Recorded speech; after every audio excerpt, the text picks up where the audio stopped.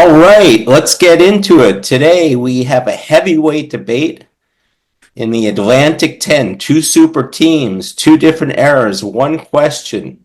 Who is the better team? Is it the St. Louis Billikens or is of 2025, 2026, or the Dayton Flyers of 2019, 2020?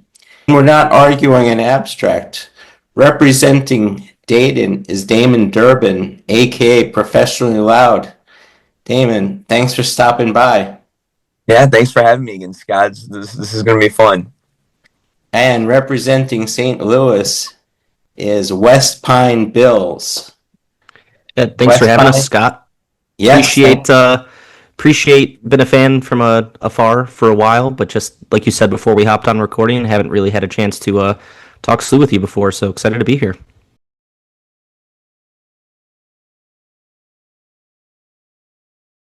If you're going to ask me why I think that this St. Louis team would beat this Dayton team head-to-head from 2020, it boils down to two simple facts. First is efficiency. This SLU team is absolutely lethal on both ends of the ball. The number one effective field goal percentage in the country on offense, and the number one defense in the country for that same statistic. In simple words, if you don't know what that means, they make shots at a high percentage, and they prevent you from making shots at a high percentage. The other reason, and it's kind of been the downfall of Dayton, is pace.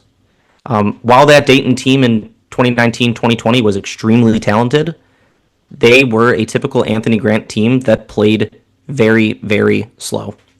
This SLU team is top 25 in the country in tempo.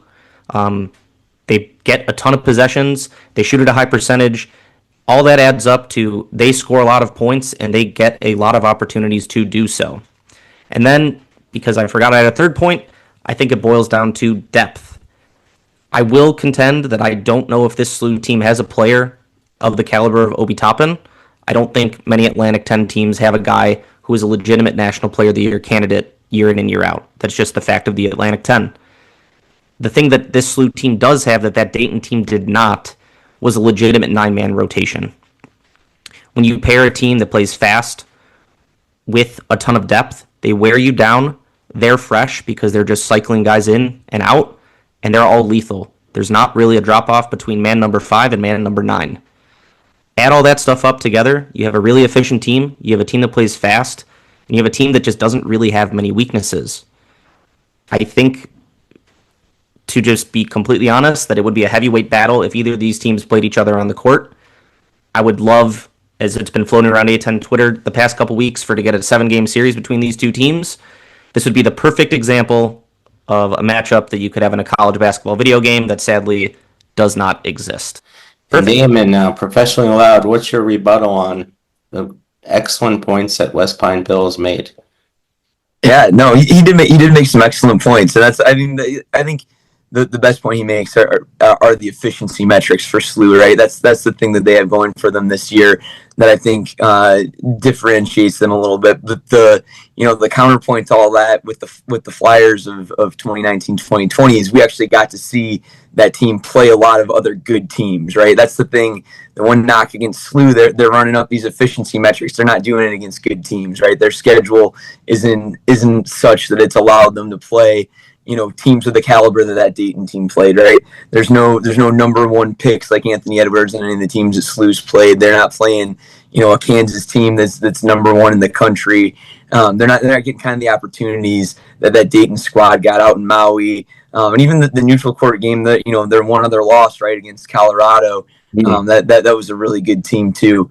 So, I think that's the biggest differentiator is that a lot of what we base SLU off of is kind of theoretical based on what their efficiency metrics are. That Dayton team, we saw them play a lot of great teams, and we saw them beat most of them, with the exception of Kansas and Colorado, both of which they took to overtime. The other point that our friends at West Pine Bills made for us that is helpful is that there's not a player of the caliber of Obi Toppin on the SLU team. The SLU team is very balanced. They have a lot of good players.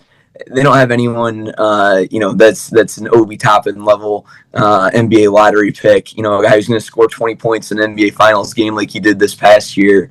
I don't foresee that happening for any of the SLU guys going forward. And so I think that's Dayton's biggest advantage. And we talked a little bit about pace.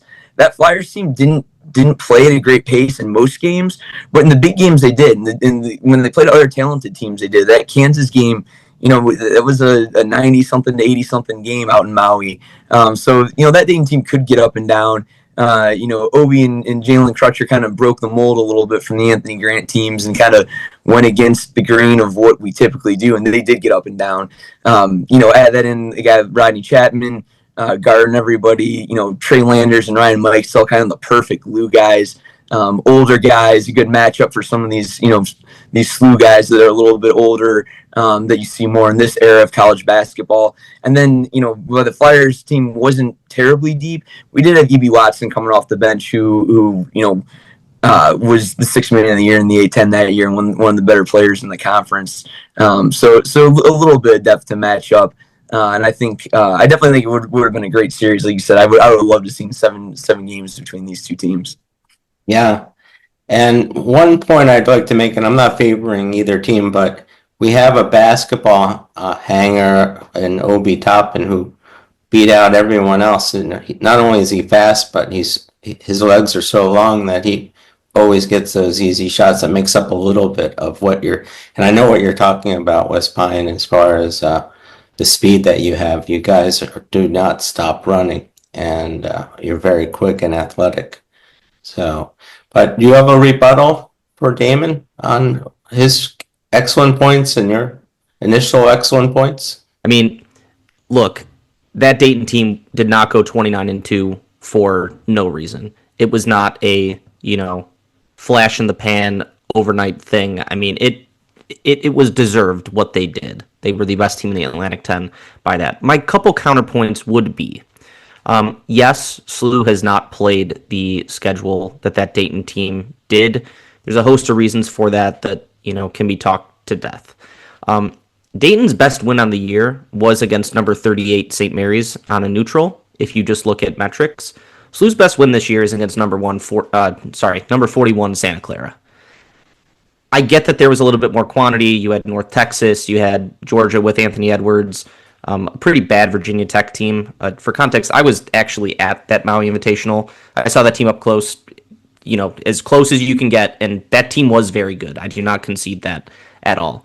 I do think, though, that at a point, and, I've had this conversation this year with Miami of Ohio, at a point when you accumulate that number of wins in that amount of time, you're just a good team. There is something to be said when you are the team in conference that has that target on your back. That so far, at the point we record this, SLU is 9-0 in conference. They're getting everybody's best punch every single night. Are the teams as good as what Dayton played in 2019, 2020? You know what? I'll concede they're probably not. But there comes a point in the season when, the 100th best team in the country is going to give you an effort that's equivalent to 75th because they are trying to be the ones to take you down. And I would say, it's maybe not necessarily fair to make this comparison, but we've seen kind of, what is Anthony Grant in year 8 or 9 at this point, Damon? Yeah. We've seen a game plan of Anthony Grant year over year over year. It doesn't change that much. I definitely think, so, this naturally comes up. One of the overtime games, Dayton had, 3 overtime games on the year? And they lost 2 of them. They won 1 of them. I've gone the entire time talking about, without talking about the fact that SLU has a pretty damn good coach now. And I don't necessarily think that even with the talent that they had on that 2020 team, I don't necessarily think Anthony Grant would have as good of a game plan as Josh Schertz would. I can't believe you're disparaging the national coach of the year like this. This is unbelievable. What is it? Hashtag we soar. Yeah. And that's nothing, that's nothing to fully disparage Grant. I think he's a good, not great coach. I think that he was what held that team back a bit. And maybe that's not controversial around your parts, but I I think that would be my biggest rebuttal, is that SLU has a coach that, yeah, he's only been at the D1 level for 5 years, but he has a 18-year track record between his 13 years at D2, 5 in D1 of being an offensive innovator, a guy who, builds some of the best game plans in college basketball, and someone who NBA guys pick his brain, college guys pick his brain. I think that would make a difference in a hypothetical matchup between these teams. Yeah, no, I think that's a good point. Like I said, Anthony Graham did manage to win Coach of the Year that year. There's definitely a lot of debate internally about that being more a reflection of maybe Jalen and Obi doing some things on their own, right, to kind of buck what maybe some of the coaching was. But that's definitely a good point. And the thing with SLU though that we have to remember, right, is that they still have to do what that Dayton team did, right? You're talking about taking the best, their team's best shot every night. The Flyers team, we have, the benefit of hindsight, right? We know that they did that and they survived that. SLU has definitely done it so far and done it very convincingly, but we still got a ways to go in conference here, right? And you still got some of your tougher games coming up. So it'll be interesting to see if they can pull it off. If the difference being being as battle tested maybe as that Flyers team was based on that Maui field versus maybe what SLU saw in the non-conference, if that comes into play at all, right? If having actually taken our losses in those non-con overtime games, that led to maybe being able to get over the hump, against you guys. If this SLU team can do the same thing, without having maybe some of those same kind of battles under their belt. But we'll see what happens. Like I said, we still a long way to play, and they're definitely acing all the tests so far. But I think that's the biggest thing to me right now is that this SLU team still has to prove it, right? They still have to make it through the back half of the A-10 schedule. Some of those weeknight slogs that that have tripped up the best teams we've seen in this conference. So we'll see if they're up to it. That the Dayton team was, right. Like I said, that's the difficulty of your position, right? Is that you still have some hypothetical behind it, whereas that Flyers team did it, right? They got it done all year long when they needed to. And this kind of enhances your point a bit, Damon. Like, look, SLU still has some really tough games down the stretch. Yeah. I mean, they have to play in VCU at home. Yeah, they have a home advantage, but VCU is a good team this year. They're well coached. They are, VCU is always VCU. You don't know what's going to happen in the stands during that game, right? I mean, you have no idea. I mean, I heard the National Guard's being brought in, but we'll see. But they have to go at Dayton, where I don't believe they've won since 2012 or 2013. I mean, it's been a long time. It's been a long time. And not to mention, they finished the regular season at George Mason, who's 8-1 in conference. What's funny before you make your point, Scott, is we pushed this recording like a week, and you had made a point of like, well, if SLU loses a game, I mean, then this is kind of a pointless debate. And I'm thinking like, yeah, they're gonna lose like to GW or to Dayton. Like, this is just it's really hard to win games in the Atlantic 10. Yes, I know that people can say, oh, it's up, it's down, it's sideways as a conference, but these coaches know each other. They scout each other every single year if you've been there for multiple years. Like, you're right. The benefit of hindsight with Dayton, I hate to be anticlimactic. I have no idea if the SLU team is going to go undefeated. It's really, really hard to go undefeated in conference.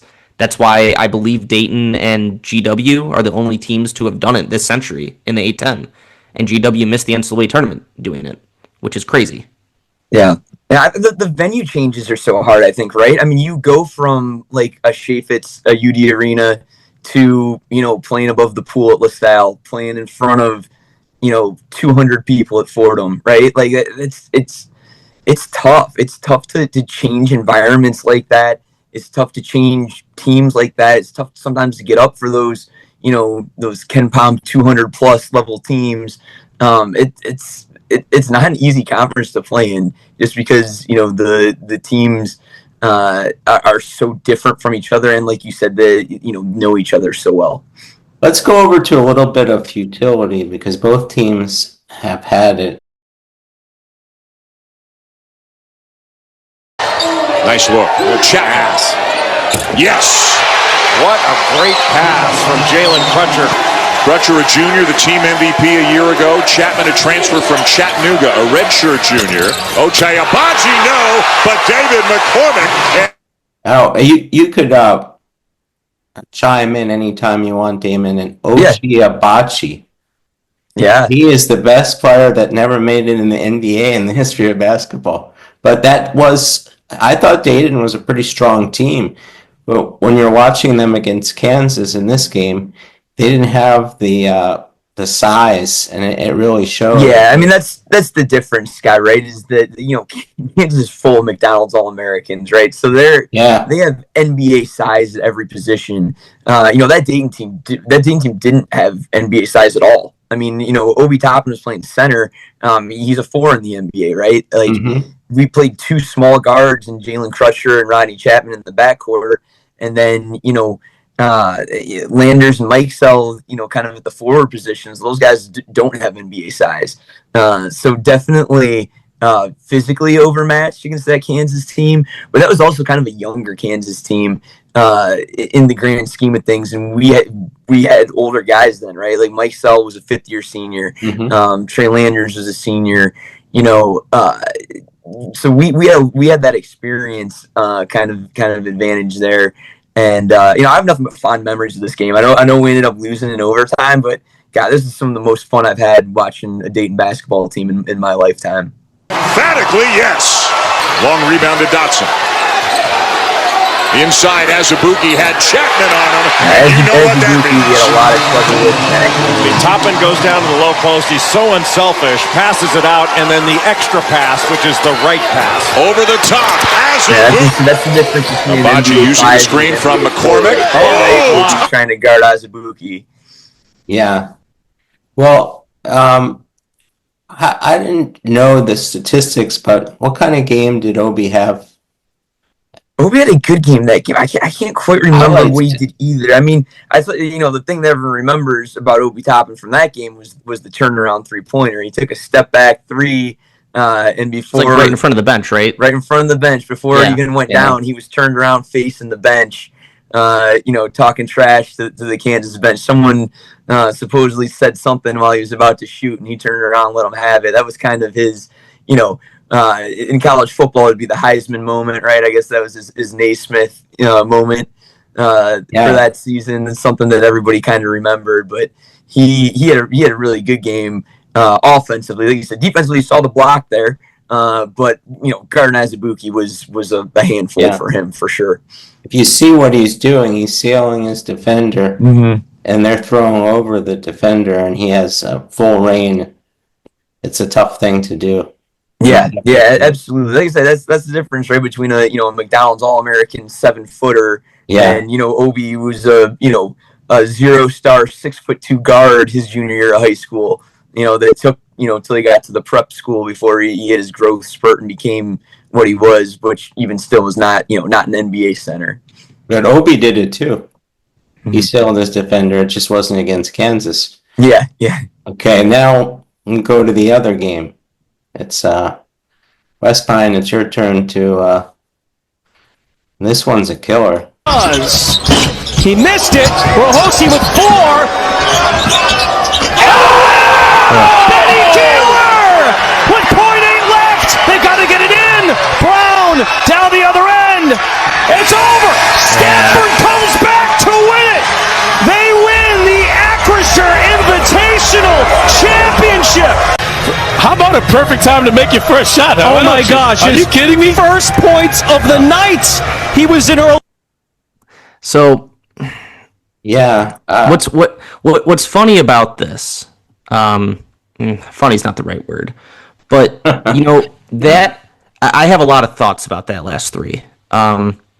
First and foremost, if that game is not in an NBA arena or whatever, I forget what that venue is actually used for full time, but if that game is at, like, for instance, the Lahaina Civic Center, that shot hits the ceiling. That shot was like 45 feet up into the air and is one of the highest arcing threes I've ever seen in my life. The bigger thing is that really, while that play is the one that got the most pub, Stanford hit like two of the wildest threes you will ever see in your life on the possessions that directly preceded that. Yeah. And it's one of those things like you just put yourself in a bad position. My final thought on that is anytime someone will text me or tweet or something and say, "Oh, always follow up three," that's the exact example that I'm like, no, you don't follow up three. You let the team try and get a shot because SLU was up three. They fouled, hit the first, didn't rebound, get the second. So I'm now in the camp of do not follow up three, play defense, do not leave it up to chance because you get a bad bounce on a free throw. Guy hits a shot. I mean, hell of a shot by that guy. The best shot that guy's hit all year, probably in his career, right in the eyes. The best shot was the foul shot missed.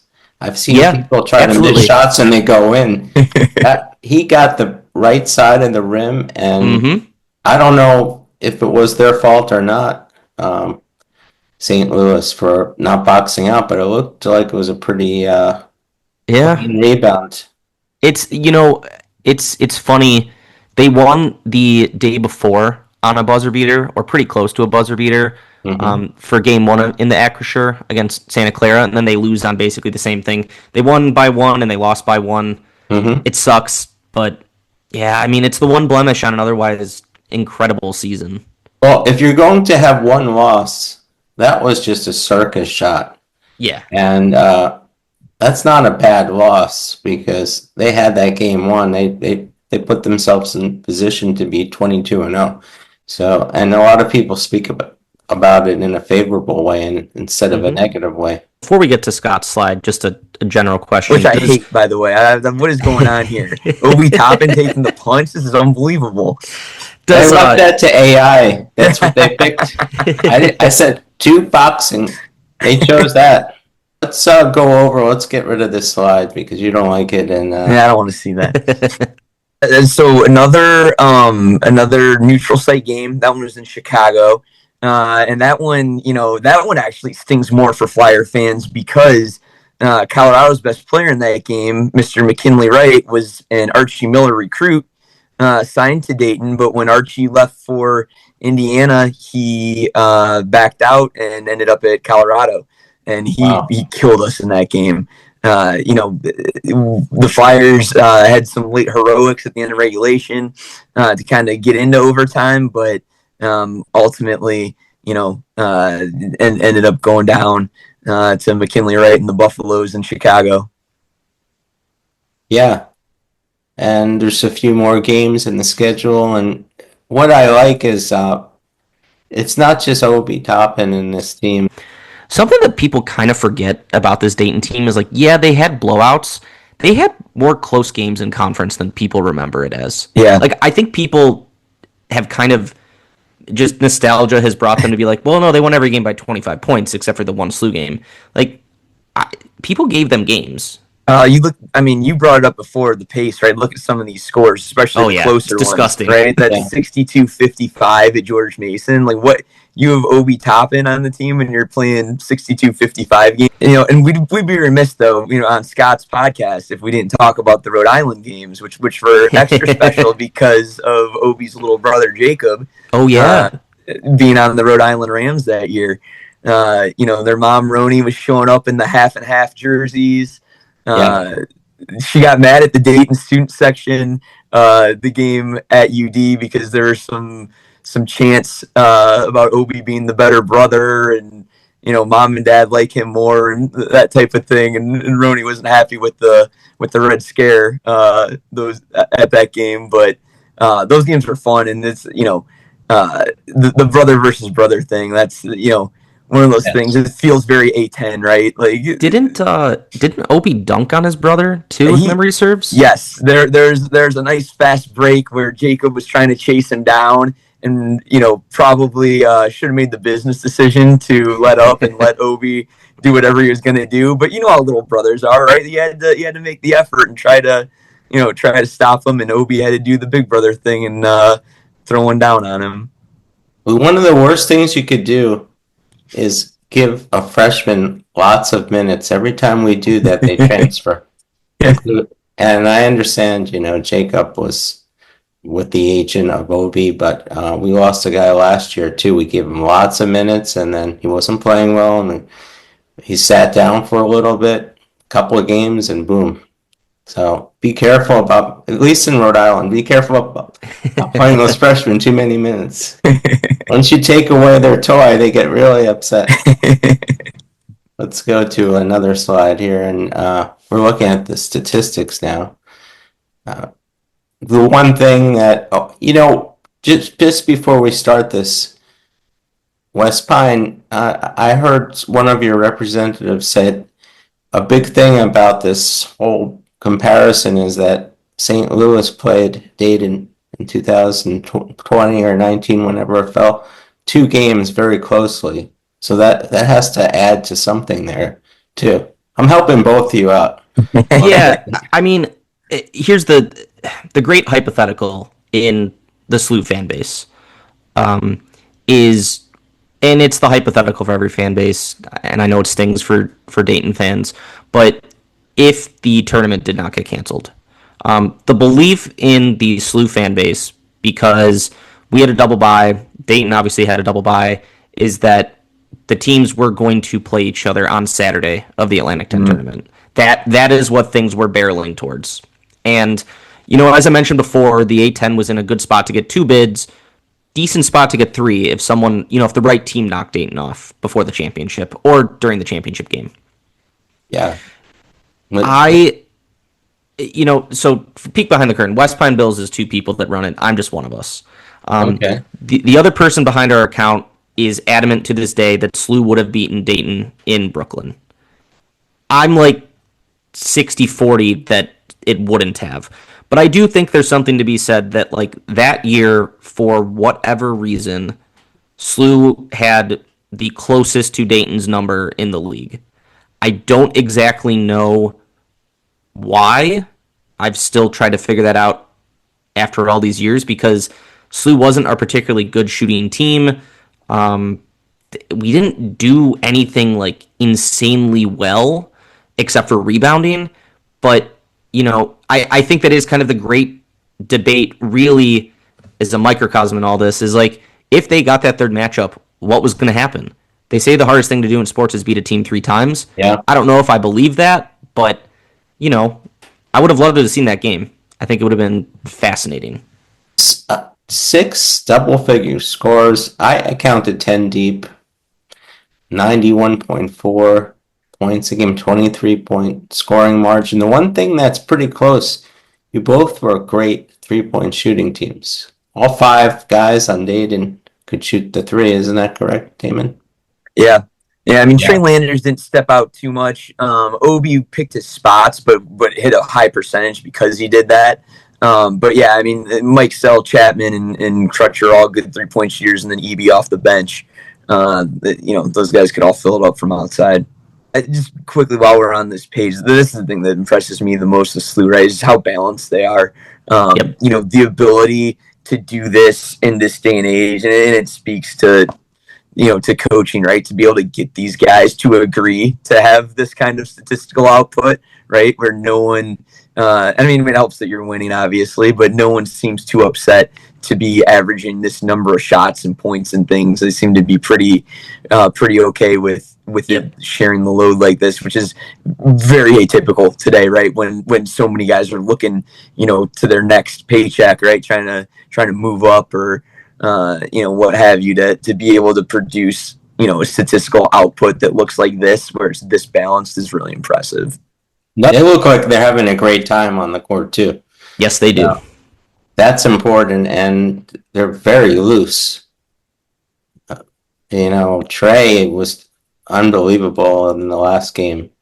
I mean, Trey Green is shooting 50% from 3 on the year. Like, on 141 attempts.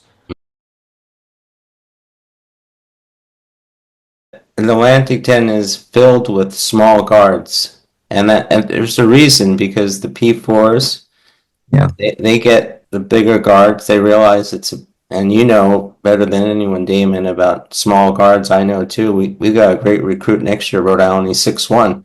It's hard when you have a 6'1", 5'10", and you're going against teams. But St. Louis has some big guards.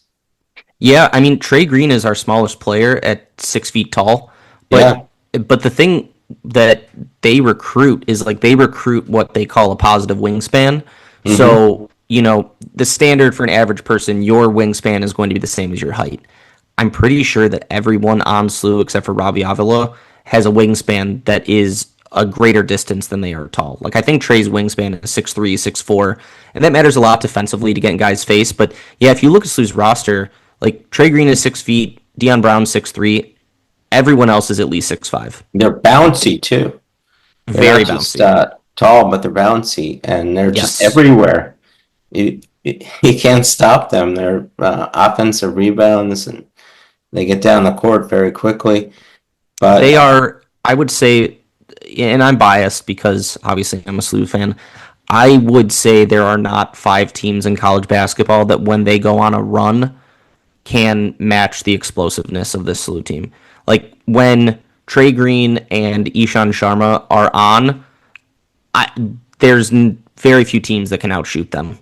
I truly don't know how a team plans for them if one or both of those guys are on, because they will shoot from 40 feet away from the basket and they will make it, and they will make a lot of them. One of the big I can things, confirm that. Yeah, reconstruction is one of the biggest things a coach can do now. And I'll tell you where it didn't work out this year. Providence, they have some really good players, but the players they put together do not match. And the players for St. Louis are just the perfect fit. And it's very hard to do, but there's an art behind that as well. And we're looking at the statistics of Dayton as well, and their statistics are pretty amazing. Obi, the ease of their points when Obi just ran down the court, and he got so many easy shots. He was so explosive. You just like you said, definitely not as balanced as the SLU team, right? But the thing that really worked for the Dayton team, right, is they had some elite role players, and everyone that was on this team played like a very specific role. Especially Trey Landers and Ryan Mikesell, right? That's something that even now you don't see, right? You see the older guys, but you don't see guys that have been in a program for 4 and 5 years like those two had, right? Those are guys that both local kids grew up in the area. Ryan Mikesell, we thought wasn't going to play again. He had double hip surgery, in the middle of his career. He was an Archie Miller recruit. And, there's a lot of questions about whether he would ever play, real minutes as a Dayton Flyer. And he made all the difference in the world, that season. Just an elite role player, whatever you needed. Passing the ball, shooting, rebounding, defense, a little bit of everything. Rodney Chapman, a bulldog, undersized shooting guard, but who could guard shooting guards, right? He put Anthony Edwards in hell in that Georgia game in Maui. Wow. That's something that everybody remembers. E.B. Watson coming off the bench, shooting, scoring, slashing. Just a team that had guys that knew their roles, and then had the ultimate star in Obi Toppin to kind of bring it all together. Do you know that the announcers in the Kansas game said that E.B. Watson was the best 3-point shooter on the team? E.B.? I don't remember that, but I'm not surprised because it's either him or Jalen. I mean, that's pretty good. E.B. had a pretty pure stroke. I mean, there's a reason that he was a Big Ten recruit out of high school, right? He went to Michigan. He's the answer to a trivia question of the last Dayton Flyer to play in a national championship game. He got in that game against Louisville for Michigan, before ending up at Dayton. Well, we're looking at the starting 5 of both teams. There's definitely, I don't know, West Pine Bills, what you think, but there's definitely some mismatches here, right? I mean, the Dayton team's a lot smaller. I don't know who they could put in front of Obi. So what's funny with the Obi thing is, I think that the guy they would put on him to start out would be Amari McCautry, because he guards a lot of fours for them. And they would get Kellen Thames in really quickly, who I think would probably, even though he's given up maybe an inch or two on Obi, because what's Obi, like 6'9"? Yeah. Yeah, 220. Yeah, like I think Kellen Thames would be the guy that would draw him most of it. For sure, that's a huge mismatch. I do think that some of SLU's, like, Quentin Jones technically is our point guard, or Amari is our point guard. They're both 6'5", 6'6". Like, Right. I think there's mismatches on both ends. I meant it both ways. SLU is so long. That's like Chapman and Crutcher in the backcourt. Definitely like tough to find who you're gonna put those guys on, because Chapman blocks against Anthony Edwards, so he can guard up. Yeah. But like you said, SLU's just got length everywhere. Even Lander's only 6'5". He's a sturdy guy, and he has the long arms that help. But they said the length of SLU is the one thing that would worry me a little bit from the Flyers' perspective. I do think, just looking at this, and I've never gone through this exercise, but like, I do think Jalen Crutcher against Trey Green would be an absolutely electric matchup. Yeah. I think that feels the most natural of just looking at the starting fives. I think that would be very fun. Both guys were lethal from deep, playmaking guards. I think that would be kind of unreal to watch. Their defense kind of lends to the other one having success, I think. Just a little bit. Cases, so. Just a bit.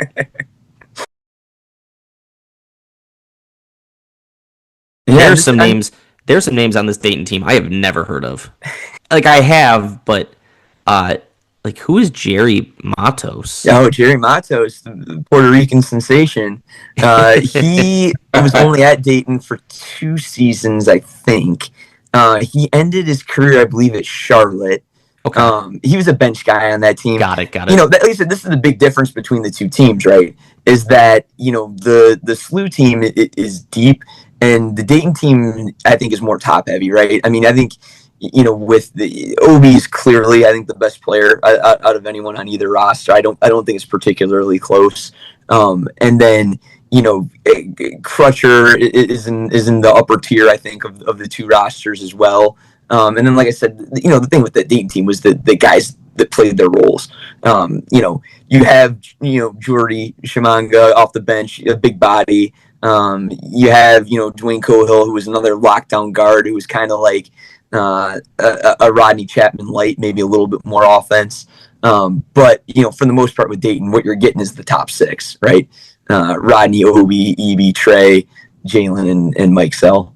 Damon, you have to like this slide. This finally, Scott. I've been waiting for you to show me a graphic that looks good for me. That Obi getting punched in the mouth, I didn't like. This one I do. Oh my god! So I do think, from just the SLU standpoint, I do think that, a lot of what we talked about earlier with, like, the strength of schedule, with things like that, this is really where you start to see it go in Dayton's favor. Yeah. I can't live in the world and say, yeah, if SLU had Kansas this year in Colorado, like, maybe those results flip. Can't really do that. I do feel confident if you would have replaced a few of our games, like Bethune-Cookman and New Hampshire and Purdue-Fort Wayne, with teams that were, I don't know, I mean, let's say like Virginia Tech, like kind of a middle-of-the-road ACC team. Yeah. I do think that they would be ranked a bit higher in the AP poll. I'm going to be honest, I don't know if we're ever going to see an A-10 team get this high again. Like, it's just a really, really difficult task to get to. And I think that, you can kind of game the net to some degree, but we're sitting here, like 6 weeks out from Selection Sunday. SLU is up to 19th in the poll. Someone asked us, like, what do you think the ceiling is for them? I really think you can only get up to like 12 with the remaining schedule in the A-10, with what you need around you. This Dayton team did a lot of work early, and it's just, you can't really recreate that. Like, even at the time when they played that game at SLU, that Crutcher hit the shot, were they ranked 3 at that time? Like, they were already in the top 5. Mm-hmm. They were high up there. Like, you have to get ranked early, and you have to keep building. And I think at the point that SLU is at, like, I just don't think there's enough time to get to that point and enough good wins to get there. So I will concede this one to Dayton.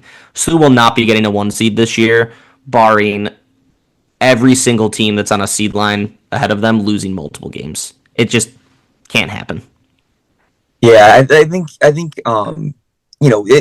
that season, obviously, and this is one of the reasons it pains Dayton fans so much to talk about it. And I know I'm gonna get some crap on Twitter from people that are like, "Why did you even do this?" We have fans that never want to hear about 1920 again, but it was lightning in a bottle. I mean, uh, Obi just generated so much buzz on his own that year. He was on SportsCenter every night. You know what I mean? Every time we played, he was doing something crazy. He was dunking on somebody. He was pulling off an East Bay in game. Just things that we're not used to seeing, especially at our level. And he's just such an electric. He's an NBA athlete playing in the A-10, right? And just by sheer force of highlights and personality and everything else, like kept us in the national conversation enough that we were able to do that, right? I mean, SLU, the problem is you have Avila and Schertz who are colorful guys, but just haven't quite been able to sustain that kind of media coverage and hype in the way that the Obi highlights were able to do to get them that extra boost, right? To say like, Absolutely. hey, maybe you're playing Duquesne tonight, but you're still going to lead SportsCenter. And again, another errors thing, right? SportsCenter mattered so much more 6 years ago than it does now.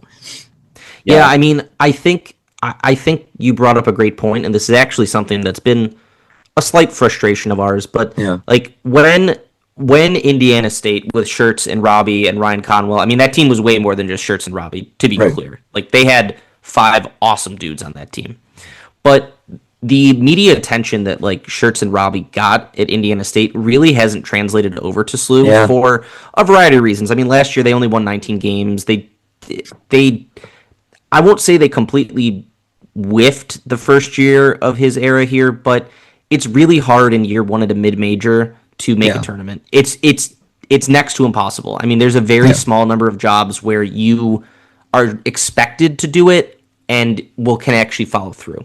That being said, I completely agree with you that the differentiating factor is just like how much attention that Dayton team got. Like, even if Rhody was doing what he did at Indiana State, he was averaging, like, let's say his average is up to 20 points a game, he's banging threes, he's whatever.